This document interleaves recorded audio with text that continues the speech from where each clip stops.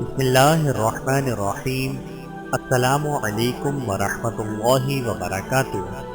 حضرت عمرو بن العاص رضی اللہ تعالی عنہ کا قبول اسلام۔ حضرت عمرو بن العاص کا خاندان بنو سہم زمانہ جاہلیت سے معزز چلا آتا تھا۔ قریش کے سیاسی نظام میں مقدمات کا عہدہ اسی خاندان میں تھا۔ عمرو بن العاص جب تک اسلام نہیں لائے تھے، اسلام کی دشمنی اور مسلمانوں کی ایذا رسانی میں قریش کے سرداروں کی طرح یہ بھی پیش تھے۔ چنانچہ مسلمانوں کا پہلا قافلہ جب ہجرت کر کے حبشہ گیا تو قریش کا جو وفدان لوگوں کو حبشہ سے نکلوانے کے لیے نجاشی کے پاس گیا تھا، اس کے سب سے سرگرم رکن عمرو بن العاص رہے تھے۔ چنانچہ حبشہ پہنچ کر مسلمانوں کے اخراج میں ہر قسم کی کوششیں کی۔ پہلے پادریوں سے مل کر ان کو مسلمانوں کے خلاف ابھارا کہ یہ لوگ بھی مسلمانوں کے نکالنے میں وقت قریش کی تائید کریں۔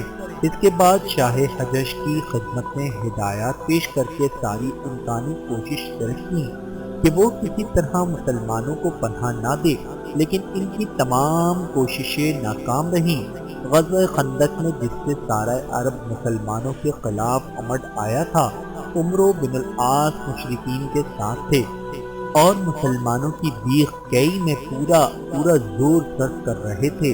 عمرو بن العاص اگرچہ اسلام اور پیغمبر اسلام کے سخت ترین دشمن تھے، لیکن غزوہ خندق کے بعد سے وہ اسلام سے متاثر ہونے لگے۔ وہ اکثر دنیا اور اس کے انجام اور اسلام کی تعلیمات پر غور کیا کرتے تھے۔ ان کا بیان ہے کہ اس غور و فکر سے اسلام کی حقیقت مجھ پر ظاہر ہونے لگی اور اس سے میرا دل متاثر ہونے لگا اور میں نے مسلمانوں کی مخالفت سے رفتہ رفتہ کنارہ کشی اختیار کرنا شروع کی۔ قریش نے اس کو محسوس کیا اور اس کی حقیقت دریافت کرنے کے لیے ایک شخص کو بھیجا۔ اس نے مجھ سے بحث کرنا شروع کی۔ میں نے اس سے کہا، بتاؤ ہم حق پر ہیں یا فارس سے روم والے؟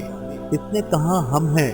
پھر میں نے پوچھا کہ ان کو عیش و تنظیم میسر ہے یا ہم کو؟ اس نے کہا، ان کو۔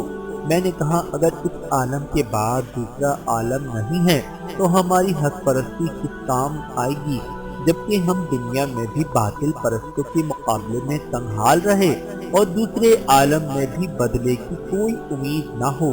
اس لیے محمد صلی اللہ علیہ وآلہ وسلم کی یہ تعلیم کے مرنے کے بعد ایک دوسرا عالم ہوگا جہاں ہر شخص کو اس کے اعمال کے مطابق جزا و سزا ملے گی۔ کسی قدر تصحیح و دلفشین ہے۔ غزوہ خندق کے بعد ان کو حضور اکرم صلی اللہ علیہ وآلہ وسلم کی کامیابی کا پورا یقین ہو گیا تھا اور یہی یقین ان کے اسلام لانے کا ذریعہ بنا۔ اس کی تفصیل مستند احمد میں خود ان کی زبانی مذکور ہے۔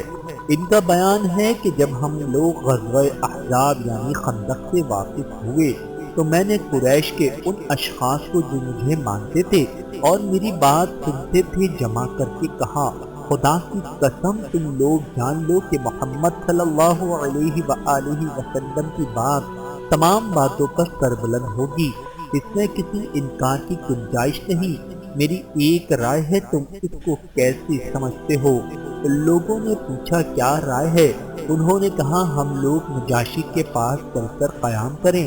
اگر محمد ہماری قوم پر غالب آ گئے تو ہم لوگ نجاشی کے پاس ٹھہر جائیں گے، کیونکہ نجاشی کو ماتحتی میں رہنا محمد کی ماتحتی سے کہیں زیادہ پسندیدہ ہے، اور اگر ہماری قوم محمد پر غالب ہوئی تو ہم ممتاز لوگ ہیں، ہمارے ساتھ ان کا عمل بہتر ہی ہوگا۔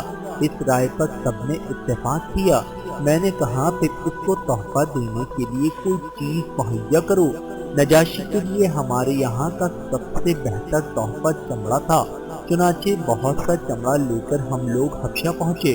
ہم لوگ نجاشی کے دربار میں جا رہے تھے کہ عمرو بن امیہ ضمری بھی پہنچ گئے۔ ان کو رسول اللہ صلی اللہ علیہ وآلہ وسلم نے حضرت جعفر اور ان کے ساتھیوں کی کسی ضرورت سے نجاشی کے پاس بھیجا تھا۔ جب وہ آ کر چلے گئے، میں نے اپنے ساتھیوں سے کہا کہ ہم نجاشی سے درخواست کریں گے کہ وہ عمرو بن امیہ ضمری کو ہمارے حوالے کر دے۔ اگر وہ دے دے تو اس کی گردن ماریں تاکہ قریش کو معلوم ہو جائے کہ ہم نے محمد کے سفیر کا سر قلم کر کے ان کا بدلہ لے لیا۔ یہ کہہ کر میں نجاشی کے دربار میں گیا اور حد سے معمول سجدہ کیا۔ اس نے خوش آمدید کہا اور پوچھا میرے لیے اپنے ملک کا کوئی تحفہ لائے ہو؟ میں نے عرض کیا حضور بہت سا چمڑا تحفے میں لایا ہوں، اور جو چمڑا لے گیا تھا اس کو تحفے میں پیش کر دیا۔ اس نے بہت پسند کیا۔ پھر میں نے عرض کی علی جان ابھی میں نے ایک آدمی حضور کے پاس سے نکلتے دیکھا ہے، ہمارے دشمن کا بھیجا ہوا ہے، حضور قتل کرنے کے لیے اس کو ہمارے حوالے کر دیں۔ اس نے ہمارے شرفا اور معززین کو تکلیفیں پہنچائی ہیں۔ نجاشی یہ درخواست سن کر بہت غضبناک ہوا اور اپنا ہاتھ کھینچ کر اس نے زور سے اپنی ناک پر مارا کہ میں سمجھا کہ ٹوٹ جائے گی۔ اس کی اس حرکت سے میں اس قدر نادم و شرمسار ہوا کہ اگر زمین شک ہوتی تو میں اس میں سما جاتا۔ پھر میں نے عرض کی سرکار اگر میں سمجھتا کہ حضور کو یہ درخواست ناگوار ہوگی تو میں نہ کرتا۔ وہ بولا تم چاہتے ہو کہ میں ایسی شخص کا قاصد جس کے پاس نامور سے اکبر آتا ہے، جو موسیٰ علیہ السلام کے پاس آیا کرتا تھا، قتل کے لیے تمہارے حوالے کر دوں؟ میں نے عرض کی علی جان کیا واقعی وہ ایسا ہے؟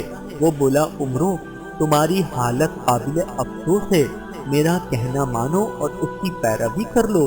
خدا کی قسم وہ حق پر ہے، وہ اپنے تمام مخالفوں پر غالب آئے گا جس طرح موسیٰ فرعون اور اس کے لشکر پر غالب ہوئے تھے۔ میں نے کہا پھر اس کی طرف سے آپ مجھ سے اسلام کی بیعت لے لیجئے۔ چنانچہ اس نے ہاتھ پھیلایا اور میں نے اسلام کی بیعت کی۔